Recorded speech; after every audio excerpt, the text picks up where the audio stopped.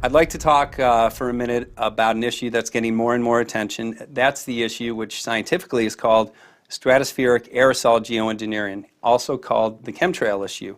Are you aware of it, and would you be willing to talk about it candidly with us today? I'm very aware of the chemtrail versus contrail controversy, and as far as I'm concerned, it's an open and shut case. I have been watching the development of jet travel from its very beginning. I used to live near the Los Angeles airport. Remember when the first jets came in and landed, bang, they made a big noise. We never heard a noise like that before. And we used to go down and sit at the end of the runway and watch these jets come in and take off because it was a novel experience. I've been watching jets all my life. When I know about jet contrails, I've watched them.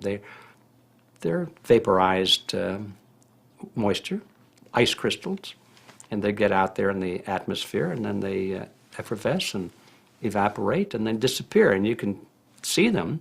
The plane moves along, and the little white trail follows right behind it, and usually about 10 or 20 lengths of the plane or thereabouts, and then it's gone. And you can still see them that way, by the way, once in a while. So there goes a contrail.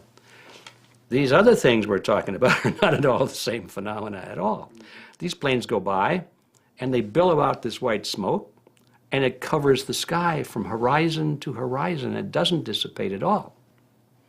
And they crisscross each other, and you see this thing cover the sky and turn it milky, and then people start having trouble breathing, and then you hear stories about the aluminum and barium deposits that they're picking up in the residue. And you put it all together, and I don't see how anybody who's got their eyes open and their mind open can come to any other conclusion but that somebody is spending a lot of money and effort to spray the planet.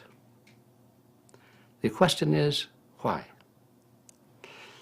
I have my own theories, but I hope that there will be some good investigative reporters go out there and get us the answer. I know that whenever it's finally discovered, and it will be, the people who are doing it will undoubtedly say, oh, well, we did it for you folks. It's for the greater good of the greater number. Mm-hmm. It's for the society. It's probably to prevent global warming, or maybe it's to inoculate people against some kind of a dreaded biological attack.